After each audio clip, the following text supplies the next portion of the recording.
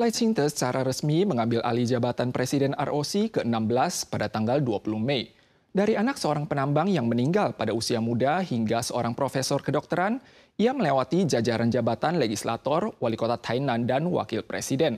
Walau melewati banyak rintangan dalam karirnya, ia akhirnya mengemban jabatan sebagai kepala negara. Namun seusai menjabat, Lai Ching-te juga akan menghadapi sejumlah tantangan, mencakup partai yang berkuasa tidak memiliki lebih dari separuh kursi di Kongres dan tekanan dari Tiongkok.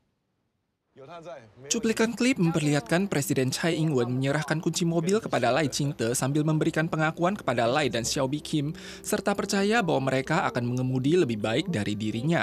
Iklan kampanye DPP bertajuk On the Road ini memicu sejumlah diskusi menjelang pemilu. Dalam klip tersebut, Lai tidak hanya menyatakan kesannya sebagai wakil presiden selama 4 tahun, namun juga berbicara tentang visinya setelah terpilih. 选举结果告诉我们，人民期待有能力的政府 和有效率的制衡，这新的民意，我们充分理解，完全尊重。面对新的国会结构，台湾必须走向沟通、协商、参与、合作的政治。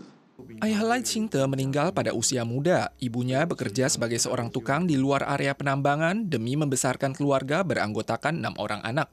Dalam rangka memenuhi harapan ibunya, Lai belajar giat dan berhasil diterima di jurusan Departemen Kedokteran NTU. Ia kemudian memperoleh gelar Profesor Kedokteran dari National Cheng Kung University sebagai pakar nefrologi.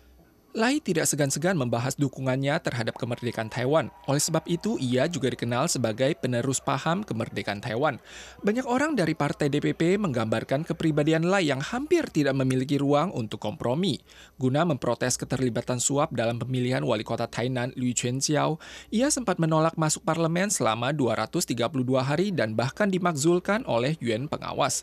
5 tahun silam setelah partai DPP mengalami kekalahan telak dalam pemilu 9-in-1, Lai Ching-te tiba-tiba maju untuk mencalonkan dirinya dalam pemilihan awal capres oleh partai tersebut. Walau anggota partai tidak optimis terhadap hal tersebut, ia tetap bertahan hingga akhir. Meski pada akhirnya ia dikalahkan oleh Tsai Ing-wen, keengganannya untuk mengaku kalah juga menjadi alasan utama mengapa ia disukai oleh Tsai dan dinobatkan menjadi wakil presiden di kemudian hari. 和平对等、民主对话，才最符合两岸人民的利益。 也是双赢的唯一出路。 Lai Ching-te berupaya gigih dan akhirnya memenangkan pemilihan presiden. Namun menghadapi kenyataan bahwa partai DPP tidak memenangkan lebih dari separuh kursi di Yuan Legislatif pada pemilu kali ini dan intimidasi kognitif dan militer dari Tiongkok, tampaknya jalan yang harus ia tempuh di masa depan kurang mulus.